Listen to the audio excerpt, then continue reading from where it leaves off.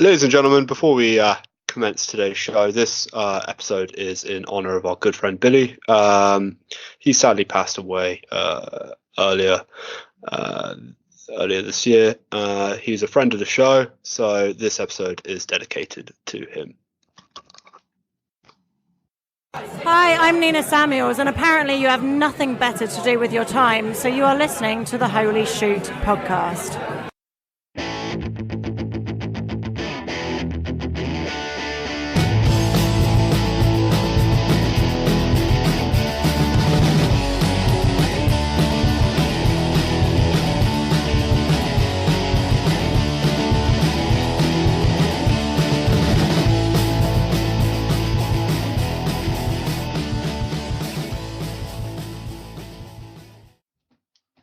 Hello, ladies and gentlemen, and welcome to the 6th edition of the Holy Shoot Wrestling Challenge. For both our previous and new listeners, we have upgraded and changed the format completely, and instead of a weekly roundup, we thought we would become a weekly debate show. We will also still be doing interviews courtesy of our co-host Jason, who's on today's podcast, FYI, spoiler alert, on a regular basis too. So, what is the Holy Shoot Wrestling Challenge, I hear you ask? The Holy Shoot Wrestling Challenge is a new wrestling quiz show where the arguments, not the answers, win. Therefore, it doesn't matter how bad your answer is, like last week when Dave answered Zack and Rack for the tag team name of Dolph Ziggler and Bobby Roode. As long as our contestants argue their points well and destroy your opponents, then that is enough to win them the point. Just like the Saved by the Bell reference last week. Each week, our guests will compete over 2 rounds. They will first go head-to-head over 5 rounds and debate topics that fit a theme. After that, we will have a 3-count round. The 3-count round will be where the top 2 competitors are forced to pick between one of 2 options and will have 30 seconds to say why their option is the best. And then we'll have a minute to debate against themselves. Again, it's not what they choose wins, but their arguments. Simple? Got it? The winner will be whoever has the most points at the end of the show. In the event of the tie, after 8 rounds, we will go to a tiebreaker. And since this is a triple threat match tonight, whoever has the least amount of points will be eliminated at the end of the first round. And in the event of 2 people finishing last with the same amount of points at the end of the first round, we will have a quick tiebreaker at the end of the first round. So, the following contest is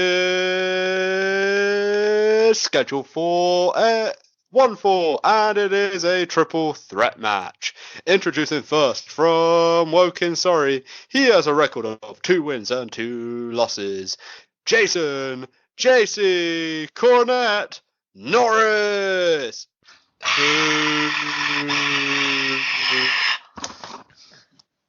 Absolute mouth breather. Secondly, from Sunderland, Tyne Weir, he has a record of 1 win and 1 loss. Here's the big man, Mike Remington. And I've now taken my mask Remington. And his opponent from Colindale, North London, he has a record of 0 wins and 1 loss. He is the imperfect Chen.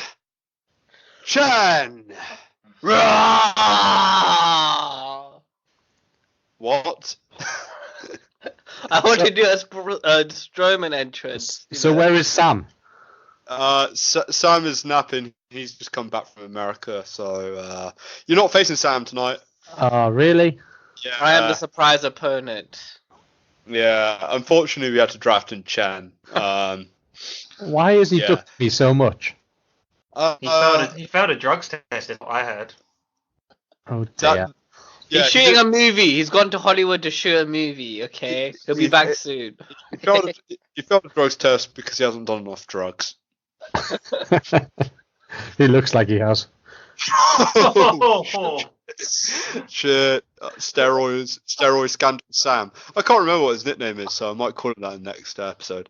But how are you doing, gentlemen, on this fine Wednesday evening? I say fine, I haven't really looked outside. Yeah, it's good. It's a lovely Wednesday. It's really dark. I'm doing well. I'm doing fabulous. I've had a lovely day today. I'm doing excellent as always. Oh, and I'm doing bang average. Anyway, good. Let's get on with the show. This week, our questions will be centered around the upcoming Wednesday night war between AEW and NXT. And disclaimer for those listening, we will not be talking about NXT UK as that is not in direct competition, so any reference to NXT UK will be disqualified. So, question number 1. Who should win the first TV main event of All Elite Wrestling? I'm going to start with you, Chen, because you need a win. Who's in it? I think Chen's missed the point of the show. You're supposed to say what your first main event, like, who should win the first main event. Oh, so I should book it and pick the winners. Yeah, pretty much. That's how the show works, Ken. It's going to be a tag team. Ooh, On one corner, it's going to be the champion, Jericho, and Hangman Page versus John Moxley and Omega. So, 2 rivals. Yeah, 2 rivals teaming up. Okay, you care to elaborate, or is that it? The winner will be Jericho, because he's the champion. He'll get the pinfall on Omega. Okay. Fair enough. Omega loses it again. Right, Mike, let's go on to you. Yeah, I feel like we've missed something here because I thought we already knew what the matches on the first show were and we were just picking what the main event would be and why. Main event and who will win. Obviously. Right. So we do know the matches. We know that the women's title is going to be decided. We know that Cody is fighting. He's the number 1 contender, but he's kind of defending that. But I think that the main event should be Jericho and his 2 mystery partners against Kenny Omega and the Young Bucks. I think Jericho and his mystery partner should win, and his mystery partner should be, to really appeal to the wrestling fans and generate more interest, should be Jake Hager and Stu Bennett, formerly known as Bad News Barrett. I think that would give a Jericho win with those 2 would give him more momentum. He's just won the title, but another win over some top guys would be great.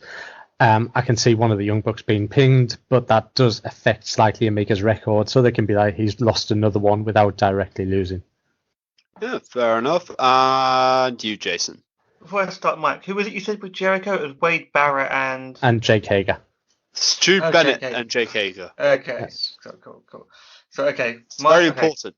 I just wanted to know that before I start. Okay, so I have decided to go for a slight. I'm going to play around with the show format a little bit because I figure they can announce whatever they like and they can change it on the actual night. So my main event is Chris Jericho and John Moxley versus Kenny Omega and Adam Page. So I'm having this where you build this from the start of the show with Jericho appearing to open things, leading to setting this 4 up. You've then got your 4 biggest names in there, alongside one of them being your homegrown, lesser-known guy in terms of Adam Page. You get a lot of rub from this match in terms of a big audience.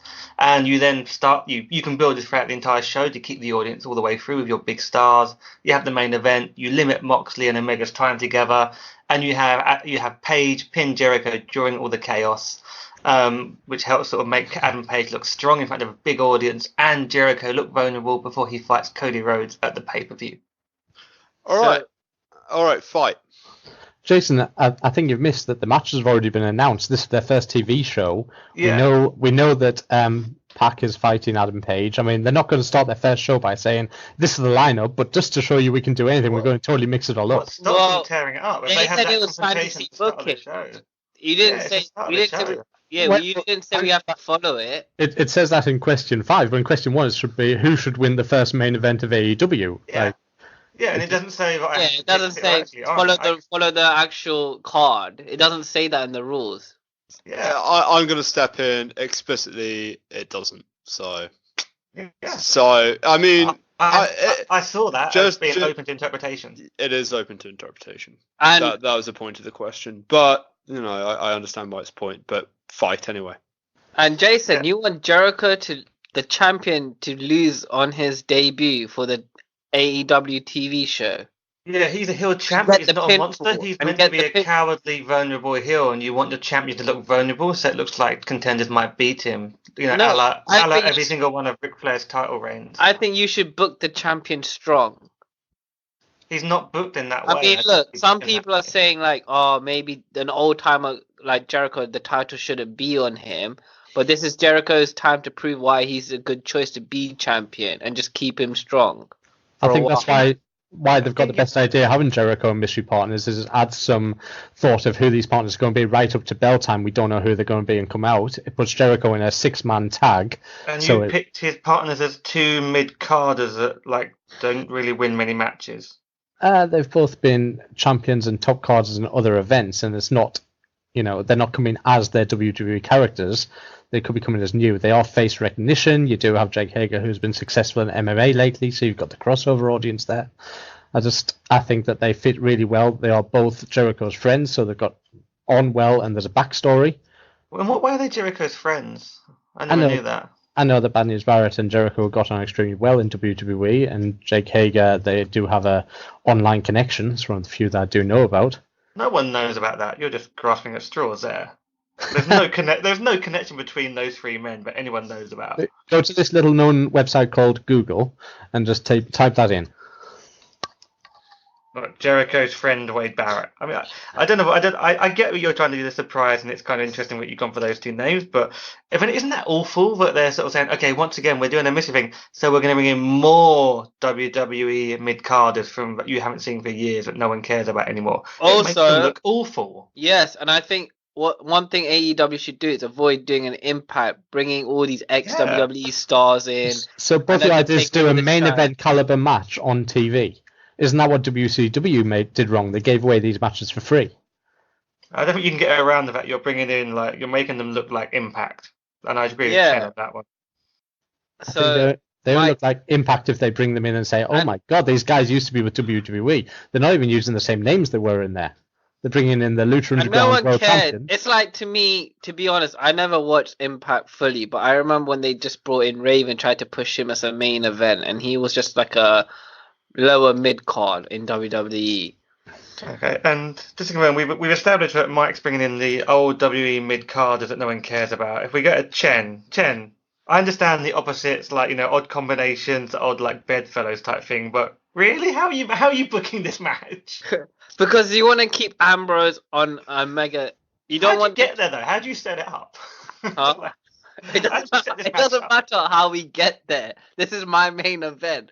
They're gonna fight each other in the future. At the start I think that's a lot how we get there. You can't just have this random match. They're gonna fight in a future pay-per-view, right? Chen, you're just gonna start why make them fist fight? Why make them fist fight straight away on the first show? You should tease it out a bit. Make them be on the same team. Who makes them be on the same team? Why would they do that?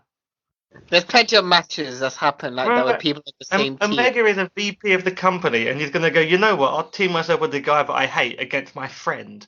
Guys, I hate to be picky, but the question was who should win, not what should the match be. I'm the only person who said who should actually win their match. Yeah, and I said no. I said Jericho should get the pin. Yeah, and I said Paige should get the pin. All three have said who should win the match. Okay, sorry.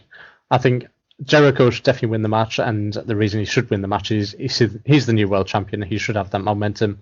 So you're basically just saying what I'm saying. Well, yeah, but I'm saying that he should also do it against a team that has Kenny Omega in to focus on Omega's win-loss record, which is obviously already part of a storyline. That's what I said. I said Jericho should pin Omega. You only said that first because you went first. He still said it. I still said it.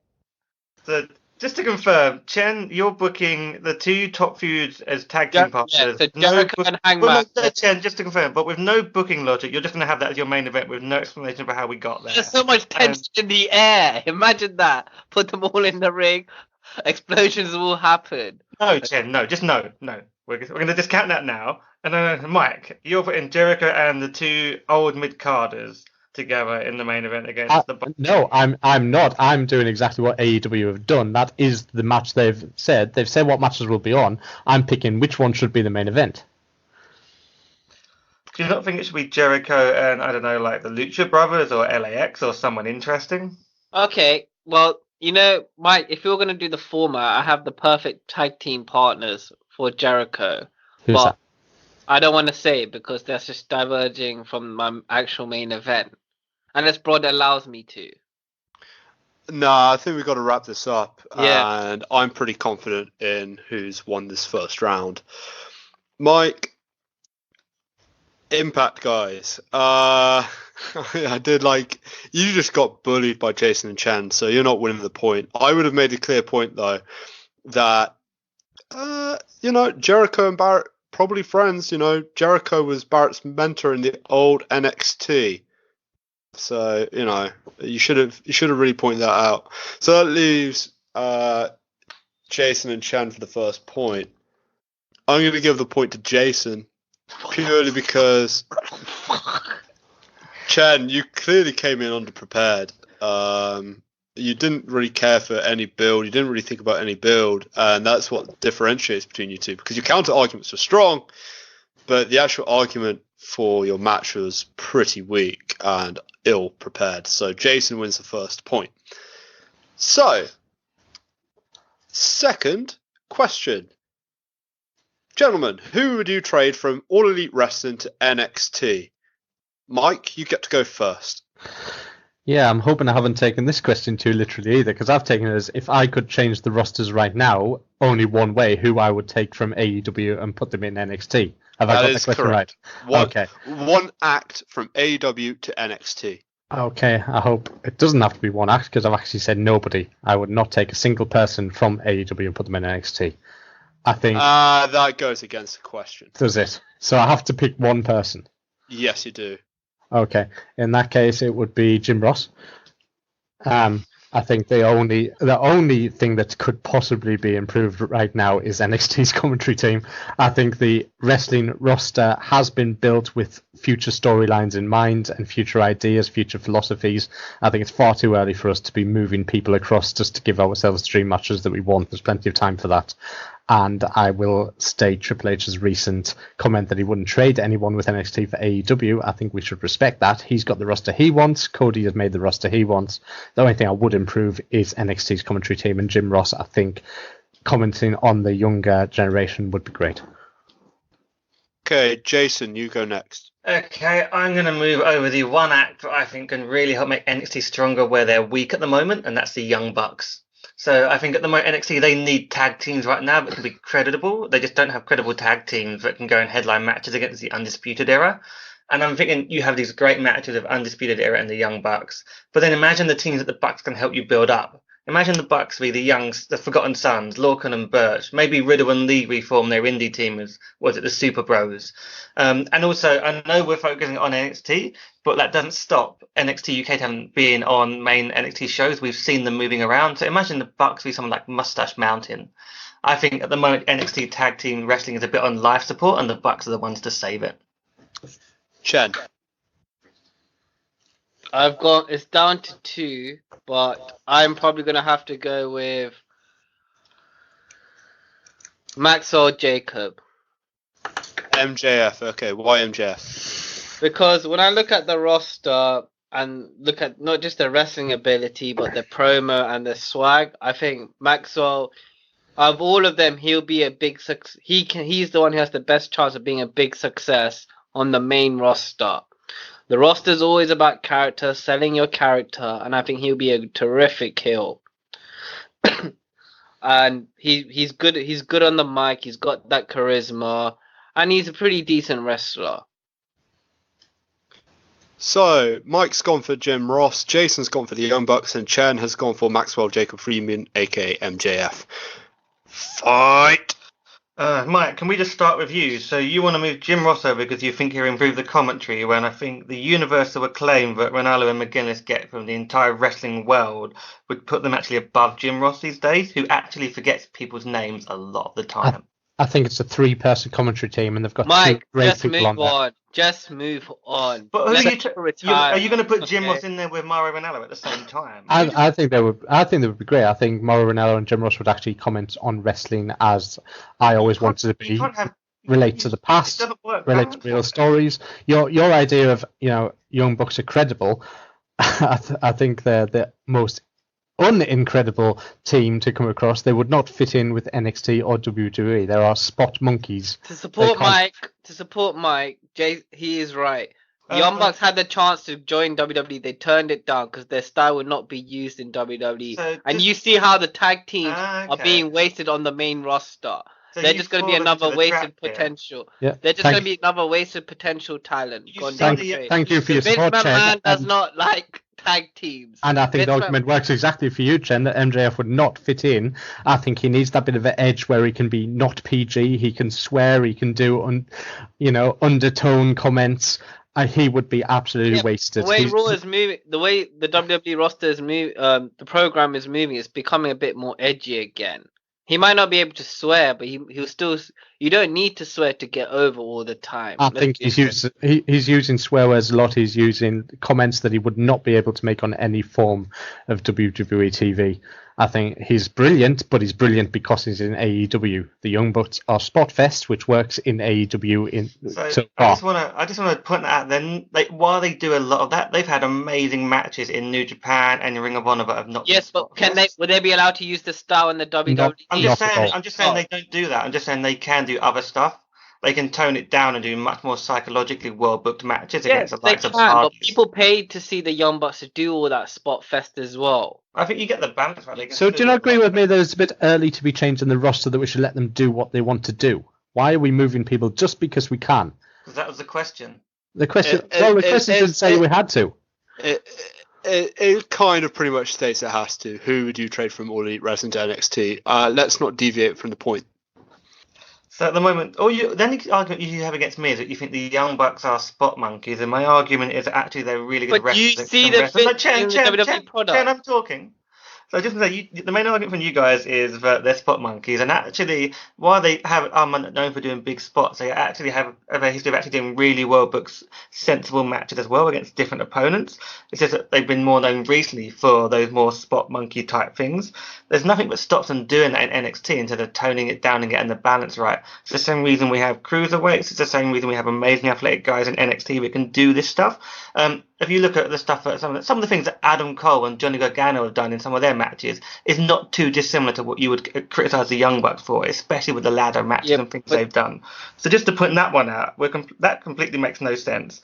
I'm trying to rebuild a tag team division. You're saying that it's really weak. That's what you both said, and I'm saying yes, that's why they need the Young Bucks. You build them up in NXT. So that's pretty clear. They'll be used well in NXT, but on the main roster, they won't get featured hardly at all. That's not the question. It's NXT. I'm thinking about the overall product. He will sell shirts, merch, everything. He'll be the character. Young Bucks will sell a shitload of shirts. They're one of the biggest merchandising sellers in the world. But they can't be selling merch if they're not on TV half the time. They sell merch all the time when they're not on TV. At the minute, they're in New Japan. They're doing a YouTube show. NXT is on the USA Network. Do you think they'll be able to network in the US? Chen, just to confirm, you say, Chen, your argument is they're not going to be on TV, so they can't sell T-shirts. Are you going to be on one of the biggest TV channels in America? They won't be able to use this style or nothing like that. They'll probably just end up teaming him with AJ Styles. Chen, just to confirm, you're saying they're not going to be on TV when they're going to be on one of the biggest TV networks in America.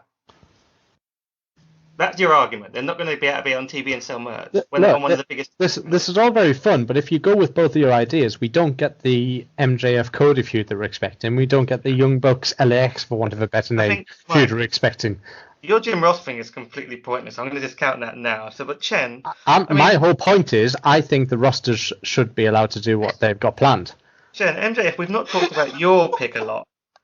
So let's have a look at this. Your own description of MJF, a pretty decent wrestler.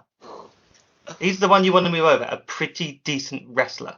Well, it's not all about talent. It's about your character at the end of the day. This is WWE we're talking about. If you want wrestling, watch NXT, not Raw or SmackDown. And now, do you think if you want wrestling, watch ROH. What makes MJF work is quite non-PG. A lot of the MJF stuff that you like is really not very a PG product. The way he's really violent and bully he can still get over without his without being a bully. Yeah, but he's still being a good heel. Kevin Owens. Kevin So, Owens got the Jason, back to you. I really want to know: are you literally moving two people over who have stated they don't want to be there? Is that what you think NXT needs right now? That's not the question that was asked here. It's not a case of do they want to be there or not. It's who do I think would be the best talent to go. We'll force them kicking and screaming and hope that they put the best matches on that they can. Well, this is like a parallel universe for answering this question because we know we're not moving guys from AEW to NXT. The question I thought that was the question. The question we're not doing. We know that it's a theological question, right? It's not an actual thing we're doing. It's which talent do you think would have the most impact? I think they'd have about 3 seconds of impact, and then we'd see the same thing over and over and over again. So you want to move Jim Ross over when he probably doesn't really want to go back because he's enjoying his much easier schedule of AEW and his involvement. Accomplish something. I think if they focus on the commentary team for what NXT is, it'd be better. He's not being used right in AEW. NXT has the best commentators in the whole of WWE, probably in all of wrestling. Guys, I'm going to wrap this up. One closing statement from each of you, please. Mike. I think I may not have quite got the fact that we're in a fictional universe here, but I'm living in reality. I'm happy with the rosters that they've got. Slight tweaks here and there are good, but moving a whole talent over at this point, don't need to do it. Okay, Chen. The Young Buck will get amazing big pop on the first night, but as soon as they don't get any screen time, people will start to forget them. Whereas my character, my chosen one, he'll get booed out the building every single night and will always appear on TV. And Jason. The Young Bucks are one of the best tags in the world. They sell a shit ton of merchandise, and I'm moving to a company where they can have multiple 5-star matches against a variety of opponents and drag everyone up with them. I wouldn't be surprised to be Chen, facing I think that was my comment. Chen, it's over. I'm decided now. So I'm not really a fan of any of your answers. I like MJF. I used to like Jim Ross. I've never really liked the Young Bucks. So I'm just putting that out there. It's clear to me, Mike, you didn't really look at the question properly, so you're not winning the point. So that leaves Jason and Chen. Chen, I mean, some of your counter arguments are incredibly weak. And I don't feel that you really put MJF over properly in your actual argument either. So by default, I feel Jason wins. I think he made stronger counter arguments. I think the one thing, it doesn't matter whether PG or not. I think Young Bucks sell a ton of merch. I wouldn't have called it a weak tag division though. No, that's interesting. But ultimately, Jason wins a point. So after the second question, Jason, you're on 2 points. Mike and Chen are yet to score. So that brings us to the third question. And Mike, Chen, you really need to win a point here. What is the best match in AEW so far? Jason, you haven't gone first yet, so you get to go. I'm going to stick with something we talked about in an old episode of the podcast. I'm going with Cody versus Dustin Rhodes because it was just so good. The drama, the build, the blood, the promos, the back and forth. There was intensity. And this was a storyline that was going on with two brothers going into battle. This is wrestling at its core. The good v the bad and the resolution of a feud. There were some great moments in this match. There were the greatest hits from both of them. There was some really like standout old school, country boy whipping. There was blood. There was no high spots in particular to highlight, but I could not take my eyes off the screen for this entire match. I know, yes, they hugged at the end, and some people think that lost a little something, but it actually gained something into this story because it turned the story a little bit. It wasn't about, taking Dustin out back. Cody wanted to, take him behind the shed and put him out of his misery. Instead, Dustin proved he could still go, and Cody saw him as his equal by the end of this match. Mike. Okay, so the problem with that is that I also thought that was the best match in history until a little thing happened where I knew Cody had happened to have a great match, which is kind of rare for Cody in my opinion, so I knew his next match couldn't be as good, and his next match was just a little bit better. So I've gone actually for Cody versus Darby Allin because I went into it expecting a typical Cody's not squash match, but where he would just get a win after 15-20 minutes, and instead by the end of it was absolutely glued to the screen watching the timer all of the attempts for him to win, getting more and more desperate, trying things he'd never tried before. Add on to that the crazy bumping by Darby Allin, things we had never seen before, and I'm sure you all gasped at the back bump onto the apron. Yes, the brother versus brother match was good, but this match was great. Interesting. Chen? Sorry, I got really interrupted. What was the question? It was what's the best women's match in WWE history? No, it's what is the best match in AEW history, or best match in AEW so far, should I say? Not much of a history. Best match or best including storyline? Best match. Just best match. Then I have to go with the Young Bucks versus Phoenix and Pentagon. Young Which Bucks one? versus the Lucha Brothers. Which one? Yeah, Which one? Double or Nothing or the TLC? the first one. The first one, that Double or Nothing. Okay. Why? Because I think, well, I hate to use this word that Jason used, but it was a whole bunch of spot fest. It was just so many acrobatic moves, great storytelling, as in ring psychology, especially for Matt Jackson as usual, selling his back. And, you know, that was the first time I saw the luchadors wrestle properly for the first time. I've never actually seen them wrestle before, so I was just blown away, me personally. Like, I didn't know anyone could match their ability of the Young Bucks like that. But they are way more acrobatic than they are. I was just totally blown away. Okay, fine. I have a direct question for Chen here. If you loved the first match so much because it was a spot fest and you saw all the things you'd never seen before, why did you not prefer the second match? Because the first one, like I said, I've never seen the brothers face each other before. The luchadors face each other before. And so I didn't know what to expect. So that just clearly blew my mind of what they're capable of. And what do you think of the second match? The second match was great, but it's just I had high expectations already going into the match, whereas the first match I had no expectations whatsoever. Once I saw the first match and the second match was announced, I already started thinking in my head like, what creative moves can all four wrestlers do with the ladders? But whereas the first match, I didn't think anything, but I was blown away. It's better to go in with low expectations and end up loving everything than going with high expectations and not anything meeting your standards. So you definitely agree with me that I went into a match with low expectations and ended up being riveted by what happened. Yeah. Thank you. Cool. Thank you. I just want to ask Chen. You said the reason. So I agree. I think most of us would agree with the second match between these two was better, but you've gone for the first one, and you said it was all at spot fests with great psychology and great storytelling at the same time. Can you explain that, please? As in, when I mean not at the same time, I mean all in one match. So it was a spot fest with great storytelling and psychology in the same match. Well, when I mean great storytelling, I mean ring psychology. Sorry for that. So what do you mean by ring psychology? I didn't hear the question properly, so I was What just do you mean by ring psychology in relation to spot fests? Well, you know, if someone did the move, how do you sell their move? You know, Well, like it hurt. like, yeah, but it doesn't mean how it hurt. It could be like, oh, there's one thing me doing a DDT on you, but there's me doing a DDT on you and making you making it look like it was devastating. But you were saying it was a spot fest, which would imply they kept getting hit and getting up really quickly. Yeah, I think that also did happen during the match. But they also sold the moves really slowly and carefully as well. Yeah. But Okay, obviously okay. it's the Young Bucks. It's the Young Bucks match, right? So they're always gonna have comedy as well involved. So also there's comedy as well. So they sold the spots with comedy. Yeah. So I just get, is he dead already? He's dead already, isn't he? I'm just going to move on, okay? Okay, so on to your match, Jason. Yeah, Mike, let's talk.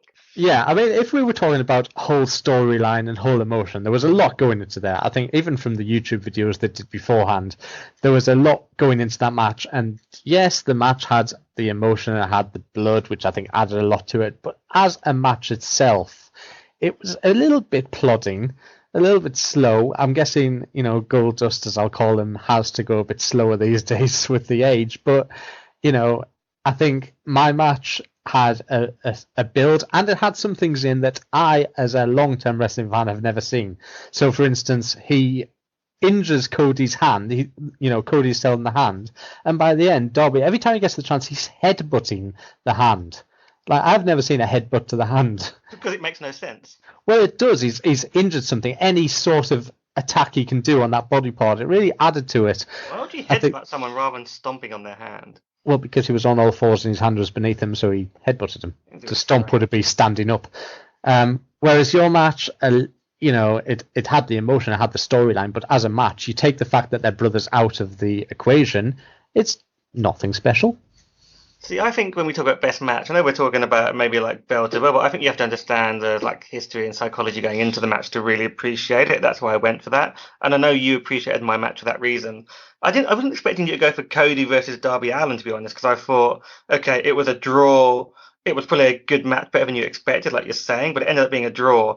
And I don't appreciate the bumps he takes. I just think it's the worst kind of wrestling where you just fall backwards and potentially hurt yourself really badly. I don't give any credit to that kind of wrestling. So Says the Young Bucks fan. The Young Bucks don't do crazy stuff like jumping with their back flat onto the side of the ring or jumping onto the ringside steps with their back and landing on it. They actually do spots that make sense. Like going upside down through tables and flips onto ladders landing on their back.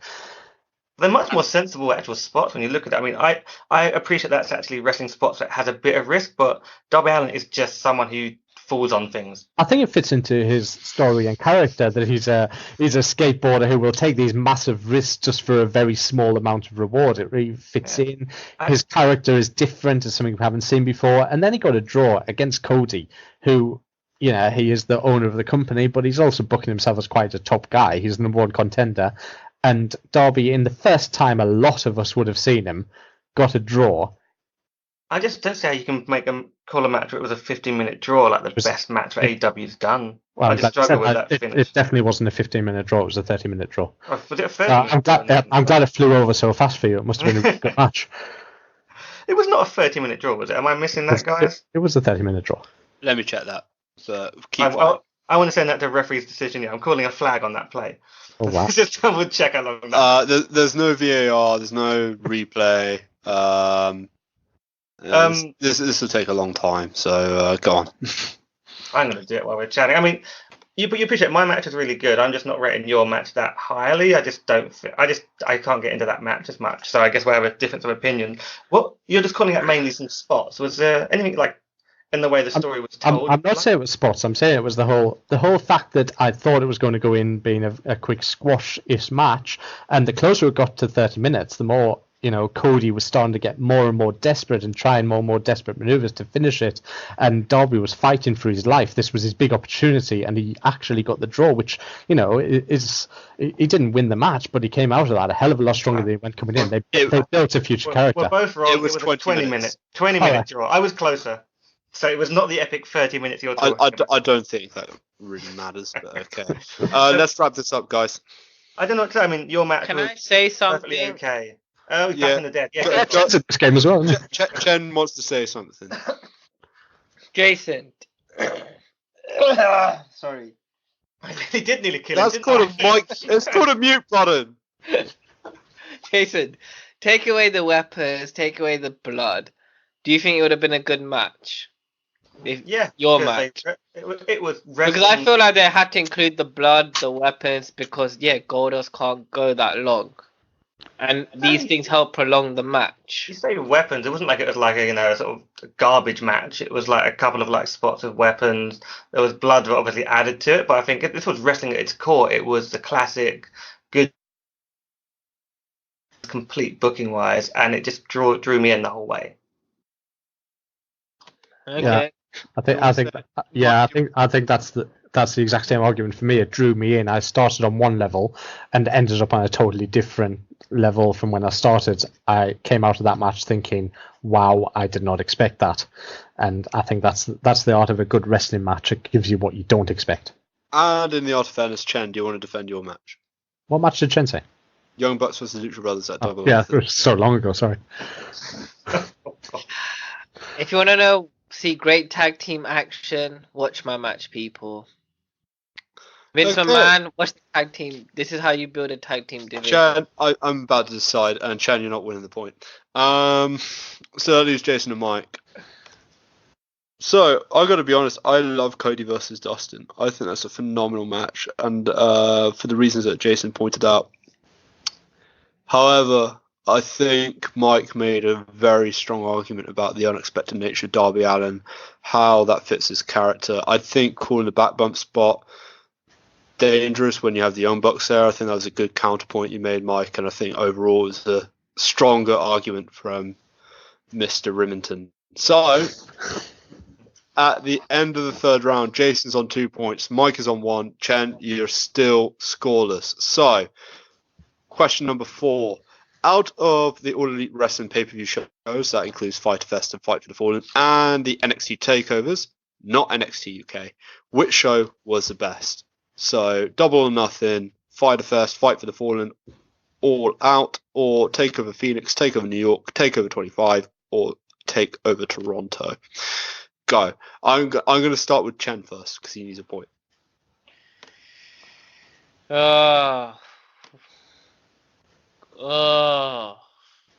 you not prepared? I'm gonna go with Takeover New York. Okay, why Takeover New York? Because my favorite match, when I think about that pay-per-view, I think about Velveteen Dream and Matt Riddle, two completely different type of wrestlers, and they put on a great match. I also like it's the ending of the reign of Pete Dunne's UK title reign against Walter, where he was defeated by Walter, and that Johnny Gargano match against Adam Cole, 2 out of 3 falls match. Okay, that's cool. Mike, you get this. I'm going to adjust my answer on the fly here and go with Double or Nothing. Ooh. Sorry, I'm totally winging this now because again I've totally misunderstood the question. What is there to misunderstand? Have you not prepared, Mike? It clearly says, I'm reading off the question here. The best pay-per-view excluding NXT UK, so takeovers AEW. So I went with New Orleans 2018, which you didn't list. So to be fair, Brod, I think that's open to interpretation, and Mike should be allowed to go with that because I wasn't sure how far back the takeovers were going.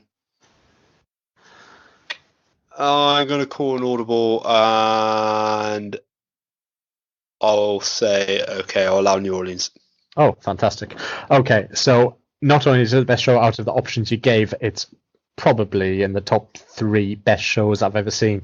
And I say shows because I feel like it's actually the perfect sandwich. It started with an amazing 5-star match in the 6-way ladder match for the new title and ended with the Johnny Gargano and Tommaso Ciampa street fight.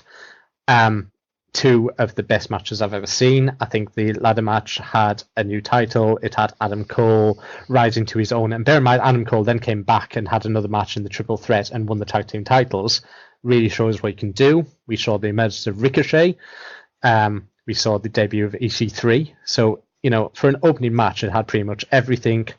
I'm sure we can all remember the street fight, Johnny Gargano fighting for his job, the massive amount of emotion, the crowd being so on his side and desperate for him to win like never before, and then finally getting that big win on a takeover. And in between, you've got that triple threat match, you've got Shayna Baszler versus Ember Moon, and you've actually, it almost gets lost in the shuffle, and it was an amazingly beautiful wrestling match. You got Black versus Almas, where Black wins the title for the first time. Just, the show has absolutely everything. Okay, that's great. And Jason? I'm also going for NXT TakeOver New York. I'm going with this because, I was there, I'm slightly biased probably, but I actually do think it is the best of all the shows that they've done. It's such a great show. It was a masterclass, really. You look at the length of the show, it's just over 3 hours. And that's the length a wrestling show should be to ensure it keeps your attention. The show length ties into the card. It is all killer, no filler. You can ask Uncle Dave Meltzer about it. He gave Cole versus Wrestling 5.5. Walter and Dunn is 4.7. Dream Riddle in the tag match is 4.5. The lowest rated match on this card, I think everyone would agree, would be the women's match. That's still a 3.75. So it's the weakest match, but still really good, and everyone enjoyed it. the show builds in importance all the way through. It moves up the titles as the stakes increase. It's exactly the right order of matches, so the total is more than the sum of its parts. And at the end, Johnny Wrestling and Tommaso Ciampa, we kind of end the story there. It's not the ending we wanted, but we see them embrace, put it behind them. Johnny finally wins the big one on the biggest stage possible. It's just a perfect show. And it's also, each one of these matches is very different in terms of style of wrestling and the actual match stipulations and type. So it's got something for everyone. Interesting. No AEW on this list. Two of you went for New York, and Mike, you went for New Orleans. Go for it. Yeah, I mean, in terms of actual match quality, I still think mine actually trumps New York. Like I say, it actually makes the perfect sandwich. You've got 5 amazing matches, but you've got those 2 real standouts opening and closing the show.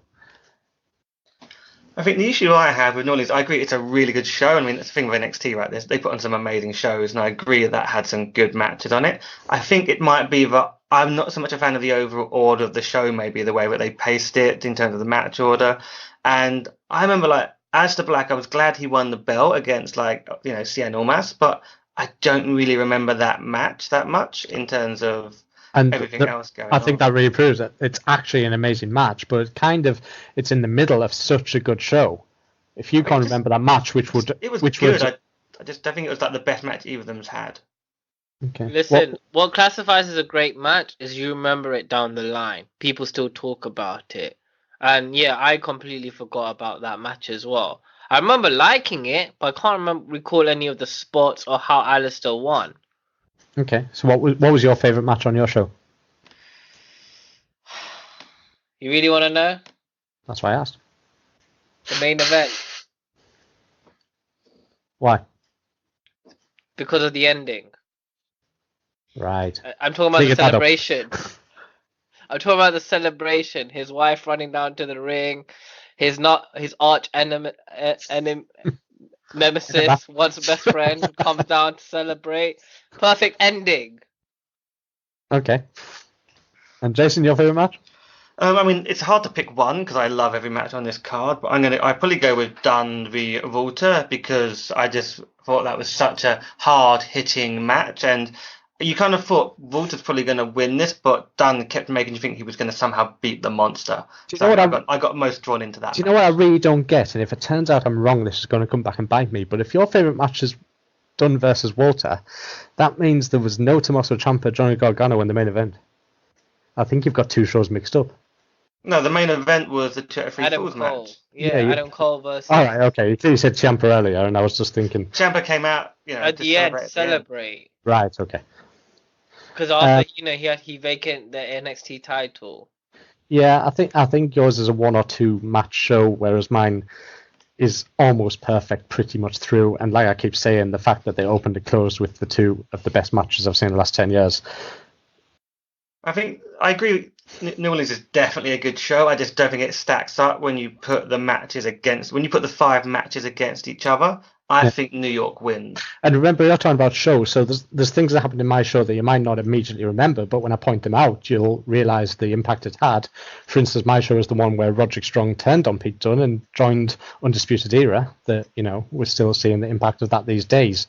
It's an altogether great show from start to end. I think yours had massive high points, but it also had maybe a couple of little low points. I think the women's match compared to Baszler versus Moon was. I don't know. I think the women's match in New York was better than Baszler v Moon. I might be wrong, but that's my opinion. I'm enjoying it more. It's all opinion, but really didn't rate it that much. I think a singles women's title match is always better than a four-way.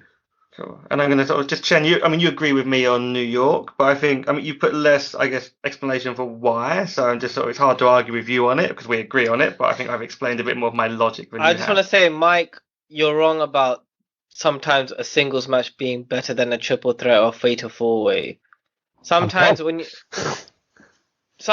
you gotta understand also, like, when you have a lot of talent, you need to use them, and what better way than to put different type of characters into a ring together and then to put on a great show and each have great chemistry with each other. Like, For example, I didn't know much about Bianca Belair, but when I saw her and how well she can hold her own against all the other three female wrestlers, I was suddenly become a fan. Yeah, I don't think when I say I prefer to see a singles match to a four-way, you can actually say I'm wrong. That's what I prefer. That's what I like to see. I'm not saying it's a fact that singles matches are better. It's just what I prefer, and that's why my show stacks higher in my opinion. And the women in that match all got a good pop and great ovation after the match. It was a great match overall. It might not have been as good as the other matches on the card, but as a match on its own, it was very, very decent. Okay. Again, my opening match, you see the real debut of Ricochet really showing what he can do to a big audience, a lot of ones who have seen for the first time. I think everyone in that match did a really amazing job, and Adam Cole having done 2 matches on that night, again, that's a standout. There's lots of little things that come together to make that great show. He did 2 matches, he won the titles, there was the heel turn, you had the amazing world title match that you can't remember because the matches around it are so good. I'll take that as a compliment. I mean, Mike, I'll give you this. This is probably my favourite takeover because of the first and last match. But the rest of it, I say it doesn't have the same memories to me as New York did. So how honest can you be? How biased are you because you were there? I mean, it's hard to say, right? I mean, I can't take myself out of that situation, but I've watched it back since and loved it just as much. Okay. Right, I'm going to make a decision. So before I decide, I'm just going to say this. New Orleans was my favourite takeover before I went to take over New York. And Jason, you should have said we were there. You would have won the point immediately. But joking aside, on my birthday, I hasten to add, and you forgot. I feel that didn't need to be stated. If you said we were there on your birthday, you would have won the point immediately. Like, Rod, I guys, thought that was unwritten. You knew that was there between us. Baby. Anyway, here's the star ratings, just so 5 stars was a ladder match, and then 3 1/4 was Shayna versus Ember. This is Dave Meltzer's. 3 1/4 was the triple threat tag match. Aleister Black versus Andrade was 4 1/4, and Johnny Gargano versus Tommaso Ciampa was 5 stars. New York, 4.5 stars for the tag team title match between Hanson and Rowe and Aleister Black and Ricochet. Velveteen Dream versus Matt Riddle, 4.5. Volta versus Pete Dunne was 4 3/4. Shayna Baszler in the Fatal 4-Way was 3 3/4, and Johnny Gargano versus Adam Cole was 5.5. So, 2 excellent shows. Who the hell do I go with here? I'm going to give the point just because I think he's defended his more and saying there was more memorable moments and what it led on to and how important that was, and that is surprising. So I love TakeOver New York more than anything in the world, but this show is not about the answers, it's about the arguments. So Mike, congratulations, you win the point. Thank you. So at the end of the 4th round, it's Jason 2, Mike 2, Chen 0. God, Chen, you've lost, but you're still in this final one, so you can still win a point. This question is made for Chen as well. Oh, it's made for Chen, and I'm looking forward to this one. I want to go last. Yeah, you're going Chen's last. thinking, what is the question? Chen, did you read the questions beforehand? Yeah. Did you prepare answers? Yes. Okay, I'm just curious. So, Mike, fantasy. So, I'll read the question first. I'm so excited. So, fantasy scenario: AEW and NXT have agreed to do a crossover show where 3 matches will be between AEW and NXT. Book those 3 matches and briefly explain why, Mike.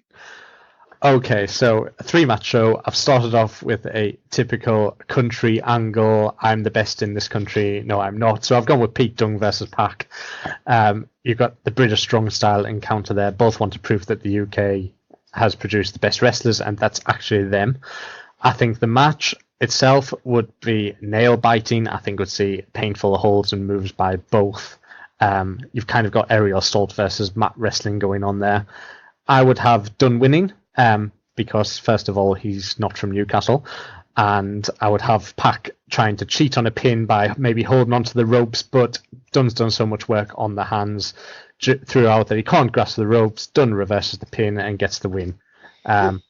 I've then got Pac attacking the ref, but Hangman coming out of nowhere with a buckshot lariat just to further a storyline going on there. That's not a match. This is an after-match angle. Do you want me to do the whole show, or will we do match by match? Do the whole show, please. Okay, so my next one would be DIY reuniting to fight the Young Bucks. I would be the backstory being that as DIY went to so much war against each other and went through the fights that they did, they now believe they're actually closer than brothers and understand each other more. And the Young Bucks would obviously disagree and go through the whole we've been wrestling together since childhood. So it would be a whole who knows each other the most, the people who have loved each other all their life or the people who have hated each other for the last 2.5 years. I think you would get a tag team classic. I don't need to describe the match. You know what those two teams can put on if they want. Jason's first answer of the night would come back to haunt me, and they'd actually put on an actual wrestling match instead of just spot. We'd get a 5-star, or if it happened in Japan, a 7-star. And I would have it with Gargano getting the pin on Nick.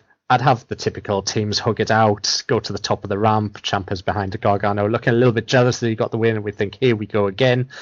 Very quick camera pan, and we'd see Nick and Matt going at it with Matt attacking Nick, giving him a vicious beat down. You lost the match. I'm sick of you losing the match. I'm sick of carrying you. I'm the better brother type thing. Leading to plenty of storylines and promos in the future. And also I'd have Gargano trying to come down and help, but Ciampa holding him back, talking him out of it, still just a bit. Ciampa's the heel, trying to make Gargano come over to his side. So giving yourself lots of future possibilities. We then pan to the main event. This is a long minute. It's Jason, a long question. Don't make it longer. Main event, Kenny Omega versus Matt Riddle. The story would be both respect each other, but both are world champions in their perspective, because I'm using that fantasy thing you said I could. So we'd have a good old-fashioned contest, basically see who's the best. Grudge and respect shown leading up to the match, with each of them saying, I respect you, but, obviously think they're better. We'd see V-trigger after V-trigger after V-trigger, excruciating submission moves, brutal finishes, and finally, Omega wins after a second one-wheel angel, and, finishes up with Dunn coming down saying, Pac beat you, I beat Pac, I want a title shot. Show ends with a showdown. Fair enough. Jason? Okay, so I've gone for 3 quite different matches. I'll start with the Young Bucks take on Undisputed Era. I think we've talked about this already earlier on, building on the points I made. I'd have Undisputed Era trying to ground the Bucks a bit more so they tone down the star, so we still get super kicks, but not as many. So that's a more sensible start. The bigger moments matter, and the Young Bucks go over. I then go for Velveteen Dream versus Dustin Rhodes. I don't need Goldust, but I want modern day Dustin to still pull out all the old tricks, and I think this would be great to see. It would be a proper changing of the guard between the outlandish charisma-based performers. I'd have Dream going over. And then in my third match, I have a heel, Keith Lee, taking on Marco Stunt. So wrestling is all about spectacle, and I can't see anything more entertaining than this. Stunt is 5'2" and weighs about 100 pounds. Keith Lee is 6'3" and weighs 330 pounds. He could eat Marco Stunt. Imagine drawing the crowd in for this, where Stunt is basically the size of Keith Lee's leg. He'd be bouncing off of Lee for the whole match, but imagine the reaction when he finally catches a break and catches the big man. He gets out the way of a Keith Lee charge, dodges out the way. He hits some quick kicks. He's attacking him. He's hitting some high flyer moves. Then he gets crushed. But I'd also use it as a way to further build Luchasaurus by having him come out to save Stunt from a post-match beatdown, while Jungle Boy takes Marco Stunt away from the ring. Huh. Okay, and Chen. All right. First match. All right, it's the Royal Rumble women's version. Okay. Yeah. It's a packed house. There's like 10 female wrestlers in the ring. Suddenly, Awesome Kong comes out. Okay? She starts beating the crap out of everyone, but she doesn't eliminate people. Right? Alright. The next member comes out. The face breaker, Nia Jax, comes out into the ring. It's NXT. Alright. Not main roster. Oh! It does clearly say Flag on AEW the versus play. NXT. Flag on the play. Yeah. Oh. Did it say that? I swear it said WWE main roster. No, it said NXT. Clearly says NXT. Clearly says AEW versus NXT. So change it, please. Okay, shall I go to my next one? Yeah. Adam Cole is in the ring giving his promo about how he's the best, how his crew is the best, how they got all the gold.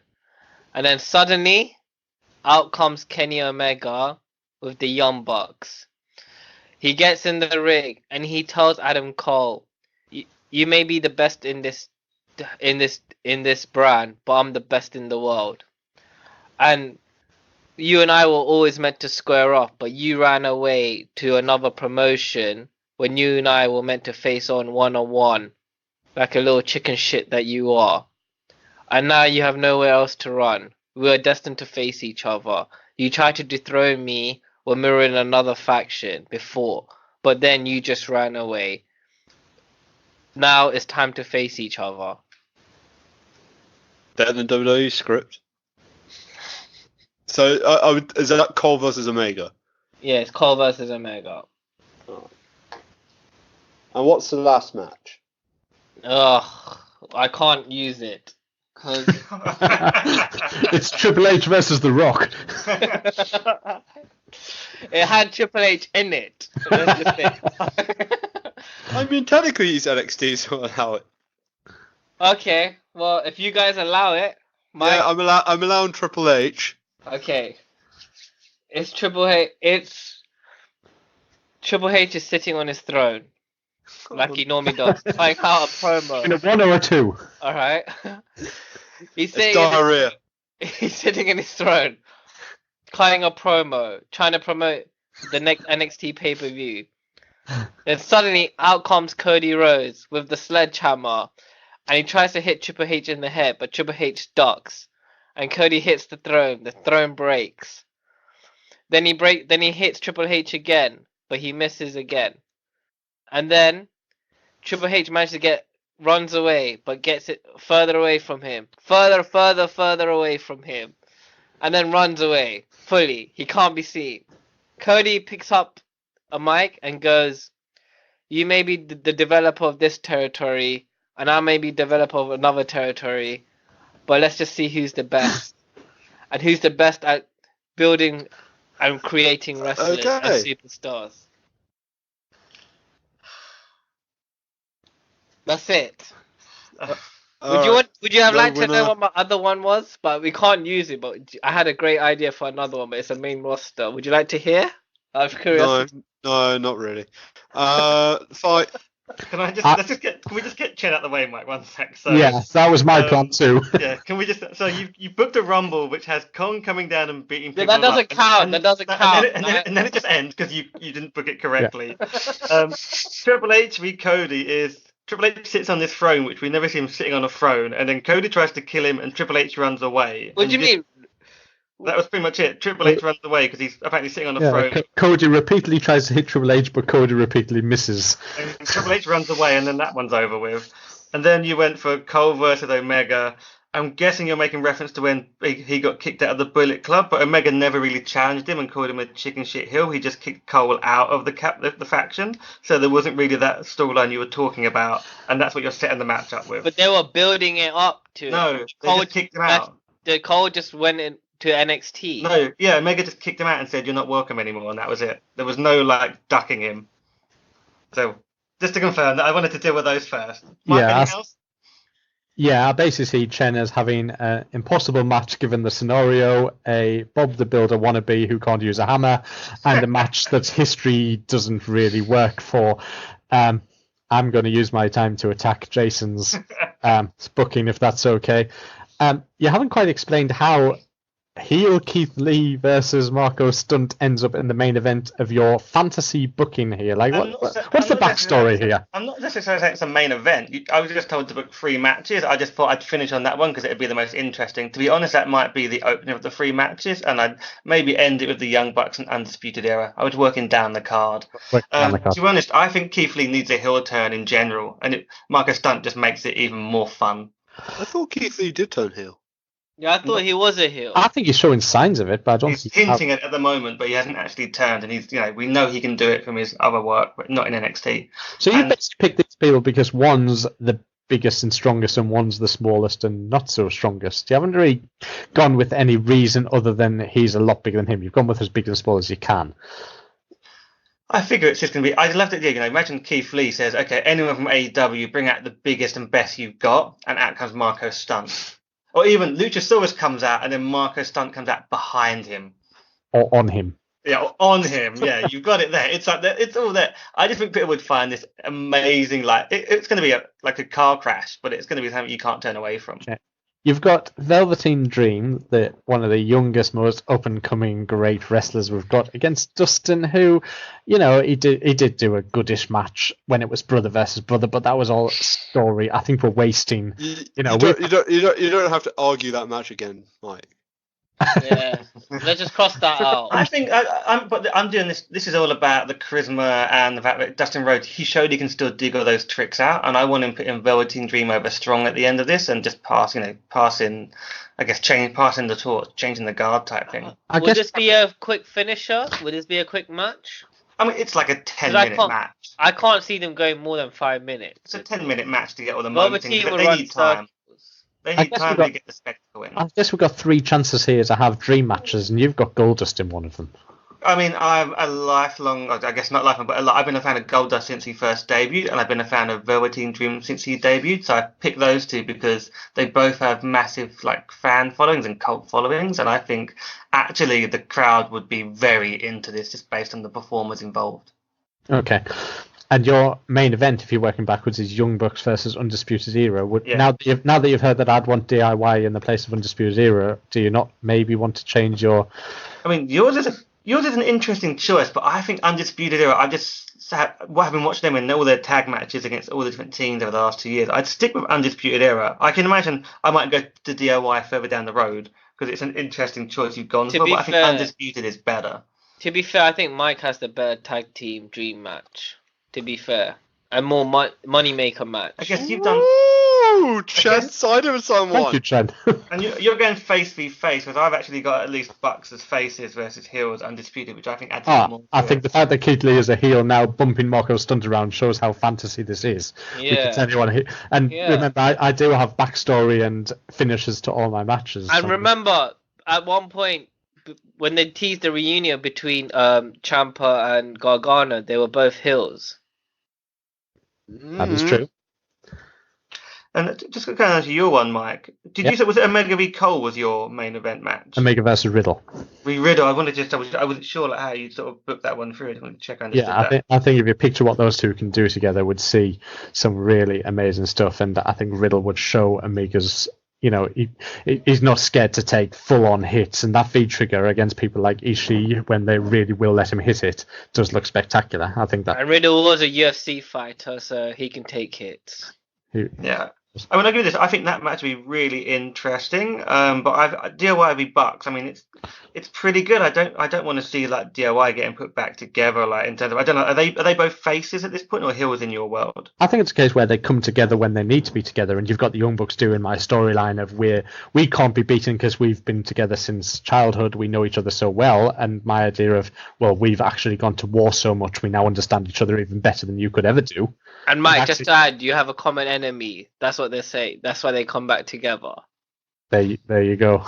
But then I think your other match, Pac v Dunn. I don't know. I don't know why. That doesn't appeal to me at all. I think it's just because I'm not that into Pac at the moment. I don't think that's a dream match. I do get that he is a Geordie and therefore can't get much following. But I just don't think it's a dream match. You guys haven't get me for some of my choices there, like the fact that I've gone for this once in a lifetime dream versus Dustin Rhodes. I think Pac v Dunn just feels so not interesting. I don't know, just there's nothing there for me. What is the point of that match? It's just the best of Britain. I don't think there's anything there. I think British strong style and British wrestling, especially with NXT UK, has become more and more at the front of US fans, and that really does show. I hate to say it, two of the best that we've actually produced. I don't really recall much interaction between them before, so it would be something totally fresh. And I think there's a contrast of styles.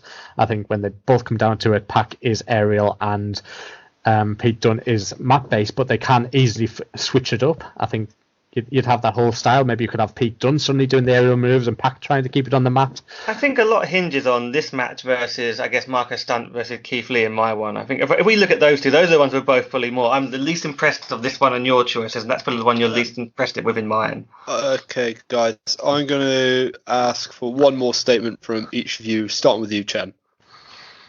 I've lost this. Clearly. I will say this. Pac was former NXT champion, and he was over in NXT.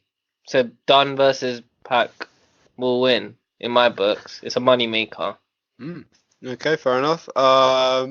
Mike. I think I have a fully booked show with 3 matches that are totally different and all are classed as dream matches. I think Jason's gone with maybe a little bit unique gimmicky, but we've got 3 chances to make 3 matches here, and you've gone with a little bit of fun and want to see the little guy get thrown around. That's not always what we need to see. Dream Dustin, I think, would be slow, plodding, nothing much to it. And Young Bucks versus Undisputed Era, we can get a hell of a lot better by replacing Undisputed Era with DIY. And Jason, your final point. I guess Mike could say that he was able to book his better because it took him 5 minutes rather than the 1 minute he was meant to use, and I'm surprised he's not been penalised for that. You used more than 1 minute as well. Only because I realised how long he'd gone, and I thought, okay, well, I'm going to take advantage of it as well, but nowhere near as long as I didn't explicitly say there was 1 minute to make a point. It says that in the guidelines for the show. There's guidelines? There is technically guidelines. I didn't share that with you, Mike. Where? I don't see this 1 minute rule. Yeah. So yeah, there's that which I actually play along to. So there's that. Outside of that, I don't know. I just think my show, yours is quite nice, but I think mine's just the more fun. Is that I've got a great wrestling match in terms of the tag teams. I've got this amazing spectacle of Dream v Dustin Rhodes that I think is old and new fans. You're bringing in more people with that, and then I just think everyone is going to have so much fun with my opener and be getting behind Marco Stunt and cheering him on. That is wrestling, getting the crowd involved. I think that match will get anyone involved. Can I say one more thing? If you saw my show live, there's no way I would say, and that was quite nice. No. Well, you've said it, but no. So, do you want to know what my 3 matches were? No. Was it Nia Jax versus Triple H? No, unfortunately not. I wish I came up with that. I did like all 3 of your cards, by the way, for different reasons. So I'm just putting that out there. Mine was Candice LeRae versus Britt Baker because the AEW wanted Candice LeRae, but Britt Baker being their first signing. Johnny Gargano versus John Moxley in a street fight because they both love street fights, and then an 8-man elimination tag between Undisputed Era and the Elite. Just because. So that was my 3, and it's okay, but I think 2 of these cards are significantly better. So, Chen, unfortunately, you didn't go with the NXT thing, so I have to really rule you out. But I would love to see Triple H versus Cody and Cole versus Omega. So thank you for booking that. Do you know what my final one was? No, not really. I'm talking now. So that leaves Mike and Jason. I feel that Mike's, whilst you went on for a bit too long, I kind of forgive you because it was extremely well thought out. If it wasn't well thought out, then I would have probably not listened to you as much. I think, Jason, you've also got a great card. I really like Dream versus Dustin, but I really feel that your counter arguments were more cheap shots than actual reasons why. Like DIY versus Bucks, you didn't make great points about that. You said Pac versus Dunn is something that's people not being interested in. Why? I didn't really pick up any reasons why people wouldn't be interested in Mike's card. So for that reason, I'm giving Mike the point. So at the end of our first round, Chen, you have been eliminated with 0 points. Goodbye. You can stay around for the speed round. I wanted to stay to the end. But I just thought it'd be rude. Jason, after winning the first 2 rounds, you are stuck on 2 points. And Mike, you've won the last 3 rounds. So you're in the lead with 3 points. Join us after the break for a 3-count round. I thought Listen to this advert. Shut up, Jason. Listen to this advert. Are we on break? Yeah. I forgot Mike had won 3 in a row.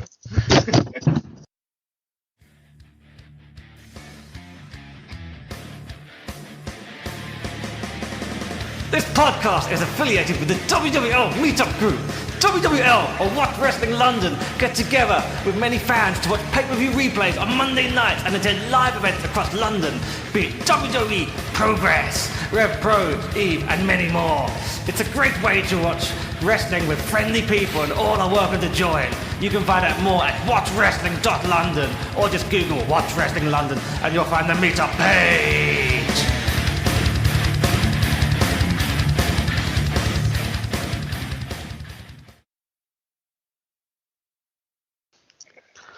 Welcome back, ladies and gentlemen, and welcome to our 3-count round. At the moment, Mike stands to be the winner with 3 points. Jason is behind him with 2 points. Chen has been eliminated from our first ever triple threat since he has got 0 points. So our 3-count round is very simple. Each person, both competitors will get an either or question. First person to say that answer will have to spend 30 seconds explaining why that answer. The other person will get the other answer that I give them, and they'll have to argue that for 30 seconds, and then they'll fight each other for a minute for my own entertainment and, of course, judgment. And the argument always wins, not the answer. So, first question, gentlemen. Which brand has a better women's division, AEW or NXT? NXT. I heard Mike first. You get NXT. Jason, you get AEW. Oh. Mike, you got 30 seconds. Okay, I think NXT has so many layers to it. I think you've got Shayna at the top with Jessamine Duke, Marina Shafir on either side of her. And you've got the number one challengers, the people who can challenge at any time with Bianca, Candice, Io, Maya Yim.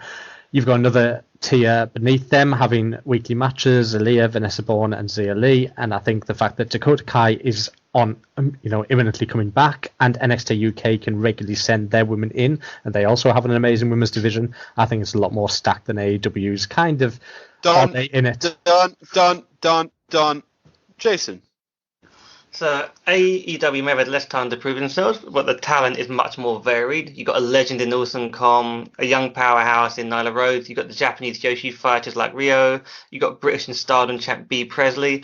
Plus, you may have pointed out NXT UK. AEW can tap the indies for guest appearances, so they've got hundreds they can pick from, like the Battle Royal showed with Priscilla Kelly, Mercedes Martinez, and all those kind of guys. There's lots of women they can just bring in for one show or to sign anytime they like. Oh, just second before. You've got a minute to fight each other. Start now. Mike, Yeah. I think you made a good point. You've got a great top four, but then you acknowledge that the second half of your roster is pretty shit in terms of Aaliyah, Duke, Shafir, Janessa Bourne. You've got a good top layer, then you've got nothing. I don't think they're shit at all. I think they all have amazing talent, but I think the problem with AEW is we don't actually know who's just come in for a one-off appearance and who's actually part of their division. And the question was who has the better division, not who has the better people coming into it. So we've seen so many people, especially in the Battle Royal on the last show. That could be the only time we ever see them on a one-off deal, a bit like I think that's unfair. You can't say that. They've only run a couple of shows. I mean, they've definitely got some main roster guys confirmed on their website, and then they can bring in all these guest stars whenever they like, and they could sign everyone before they start their TV show up. So could NXT. They could bring in guest stars, and they have done that. Think about bringing Mickie James back for the title shot. Okay, who else apart from Mickie James? What, that they've brought back? Yeah. Brought back Trish? Not in NXT. Okay, they brought back... Damn. I think they could. The fact that they haven't... Done. Shut up. I am giving the point to Mike. Mike made a very clear distinction. It's division, not people that you bring in, and I think that was a killer blow in that argument. So, Mike, you lead 4 points to Jason. Even though half his roster Jason, my decision is final. You saying something's pretty shit is one thing, but FYI, you need to explain why you think they're shit. Because they can't work. I didn't have that much time. I thought it was obvious. No. I thought everyone would have realised that earlier. It's like when you make a point and then you make the argument to that point. You made the point, but you didn't explain why. So 2 seconds it would have taken you, and it would have been different. It would have been different. Saying someone's shit would imply no, they can't because wrestle. that's a cheap insult. Anyway, it's 4 points to 2. You need to win this point in order to stay alive. Question number 2: which wrestler is better, Johnny Gargano or Kenny Omega? Gargano. Okay, Jason's taking Omega. Mike, you said Gargano first. You have to go first. Start now.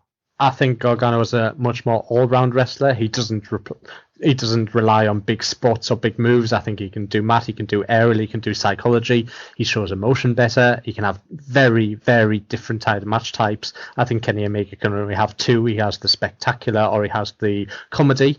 I think Omega's losses seem huge to us whenever he loses, whereas Gargano are forgotten because of how good his matches are. We sometimes don't realize how much he loses because how good those actual matches are in quality.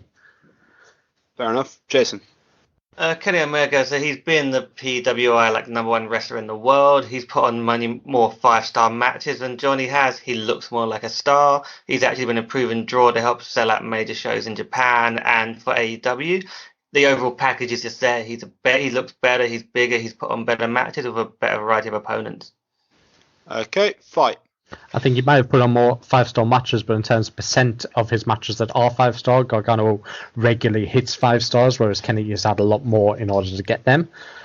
I think that's an unfair comparison because Johnny Gargano has like wrestled on less big shows, whereas Kenny's been on like longer term tours and like in Japan and wrestling more shows. For instance, a lot of tag matches where they do as their style over there. When it comes to a big show, he's had better matches. Yeah, but those tag matches you refer to haven't been the 5 stars. That's the basis of your argument. Well, my basis is on the big matches. I put it out the amount of 5-star matches he's had. He's had more 5-star matches. Yeah, and I think all of them were very, very similar, as Gargano's had so many different match types and keeps bringing us different match types. I think he's just more all-round. All these match, I don't understand this many match types. I mean, Johnny's he's got a certain style, but he does. You can dress up the stipulations about it. It doesn't change a huge amount. That's what I mean by match types. I mean stipulations. He loses a lot, and it doesn't matter. Whereas Kenny is built up as such a star and such a good wrestler, but his recent losses make us think, what the hell has happened? Stop. When I say stop, both of you, I mean stop.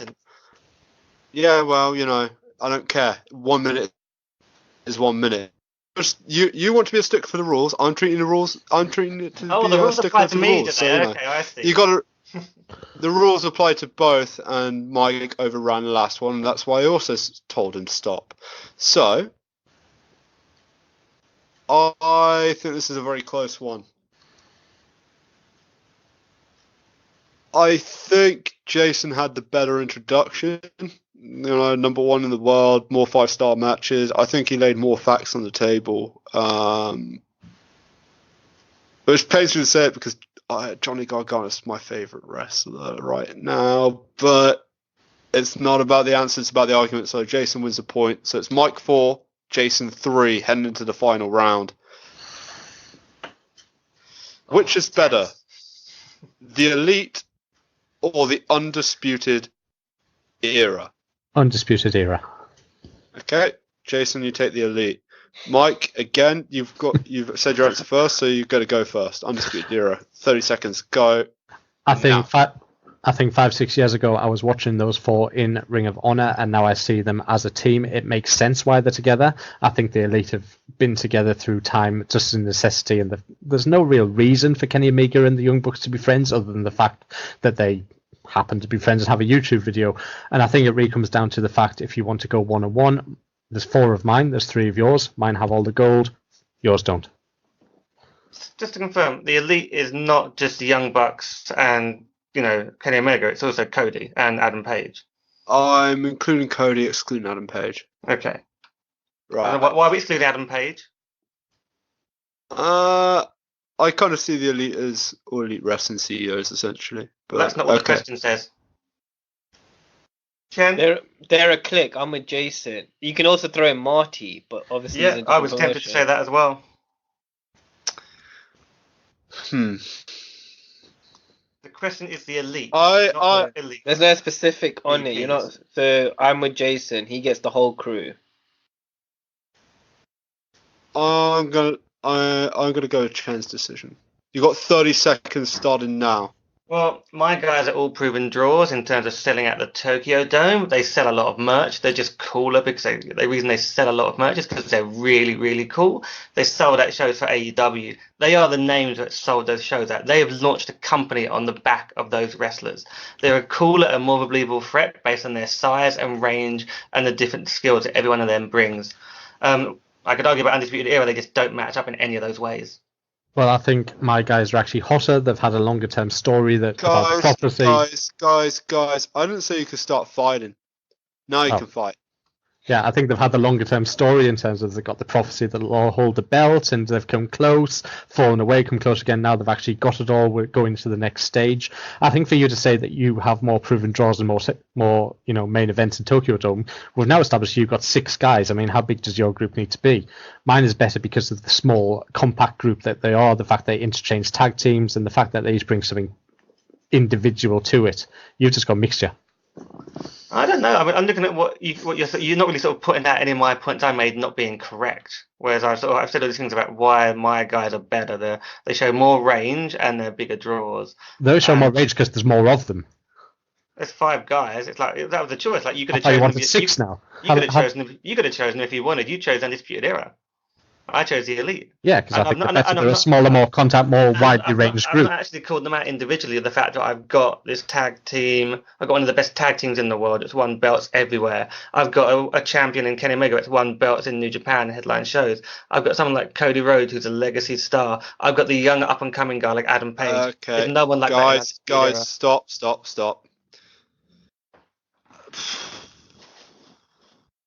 This is going to a tiebreaker. Jason wins the point. 4-all. Yeah, I feel again he's made more points on the whole that are valid over. I really liked your opening argument, Mike, but I think that one was not very pretty to listen to. I'm just going to put that out there. So I have 2 tiebreakers. You only get to answer 1. But I had 2 in the preparation of if there was a draw for the worst loser. And there isn't. So I'm going to go eeny, meeny, miny, mo. Which one should I choose? Okay, brilliant. Which tag team is better? Private Party or the Street Profits? Private Party. Wait, Jason, did you say Street Profits? Yeah. Okay, that's fine. I think Jason said his first, so I'm going to go with Jason. Jason, you have 30 seconds starting from now. I mean, Private Party are probably quite cool, but Street Profits, I mean, Montez Ford, damn, that guy is the coolest guy in the room.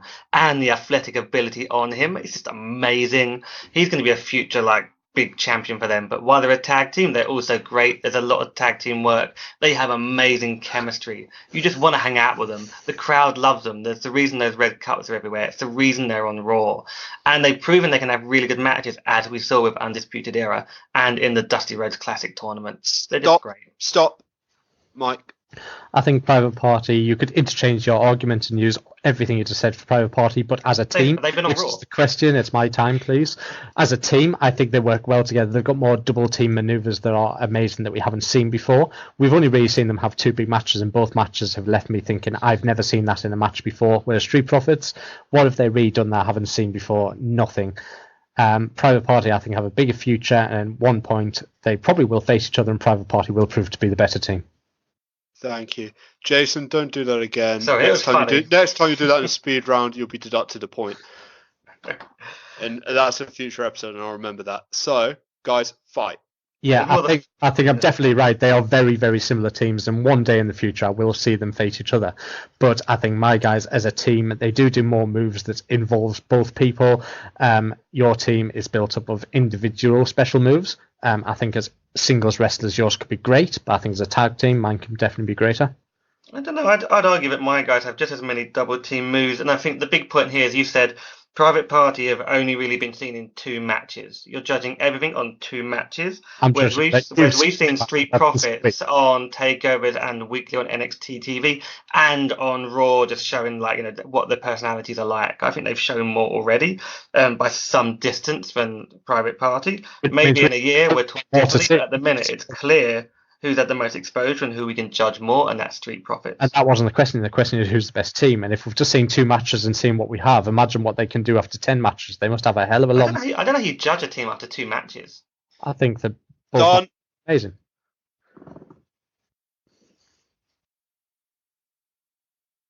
Oh.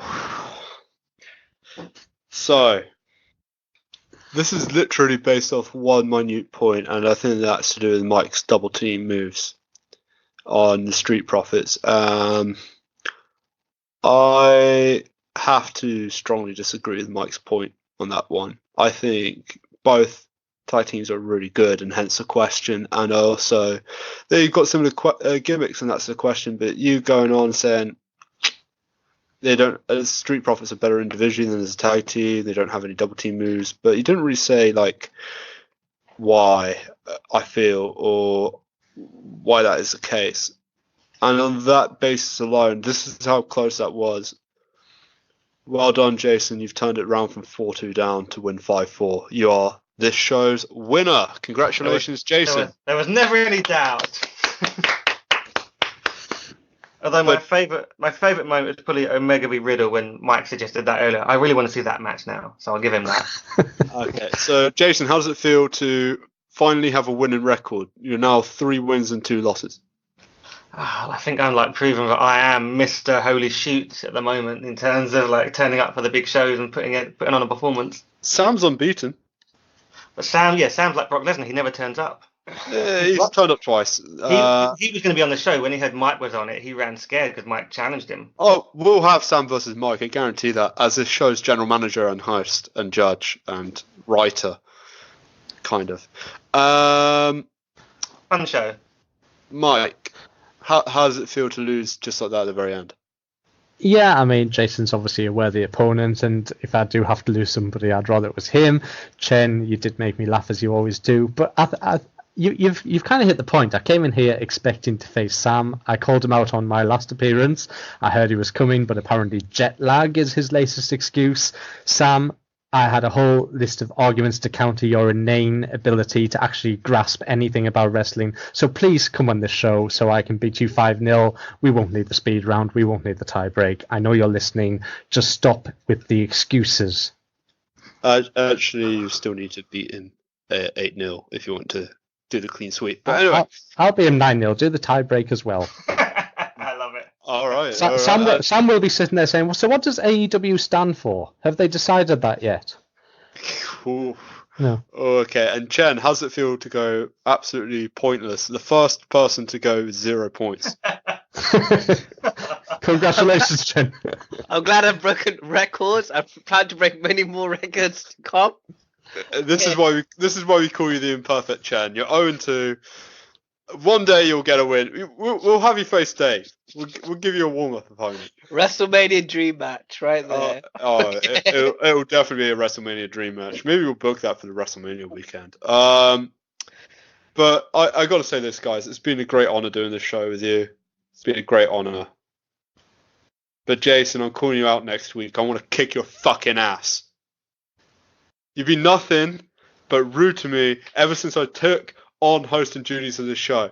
You have been nothing but disrespectful to me when I'm trying to keep order as host. And you don't know how difficult that is because you have never hosted like I have, honey. I'm camping it up. So Jason, yeah. You, me, next week, you're on. And who's going to host you two? Sam. Why Sam? He won't understand the answers. That is true. That is the point, Mike. So Chen's going to win that one. Okay, I'm glad we've sussed that. Chen thought he was going to be fine. Exactly, and Sam's hosting. Mike, do you want to be judge? I think. I'll host. How about me and Sam co-host this show? I'm liking it. You know what? What if we make all 3 of you judge, and it'll be like best? Yeah. It'll be like a 2 out of 3 falls match for each round. Like Dragon's Yeah. You know what? Jason, I'm taking you on. I'm gonna have Sam, Mike, and Chen judge us each round. You in? Well, I guess I could like make 5 minutes to mop the floor with you. Yeah, you better, you fucking bitch. Actually, that's an insult to bitches. Anyway, that wraps it up for another week of the Holy Shoot Wrestling Challenge. Join us next week where I will kick Jason's ass 8-0. And I will be doing it before Mike will ever do it. Anyway, if you like our show, then remember to subscribe, like us, give us a 5-star review, pretty please. And also, you can follow us on all the social media outlets. Follow us on Facebook. Like us on Facebook, should I say. Follow us on at Holy Shoot Pod on Twitter and at Holy Shoot Wrestling on Instagram. And that's the bottom line because this pod says so. And also, fuck you, Jason.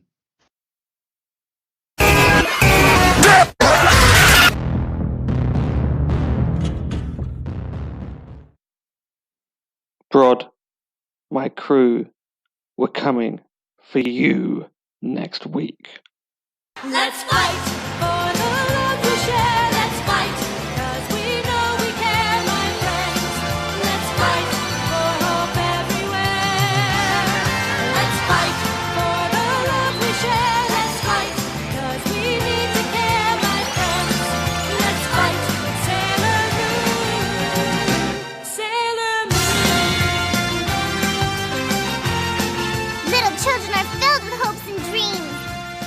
How dare you treat their beautiful dreams as garbage? Your evil ways won't be tolerated. You won't take the dreams of small children now. We're known as the Sailor Scouts. And in the name of the moon, we shall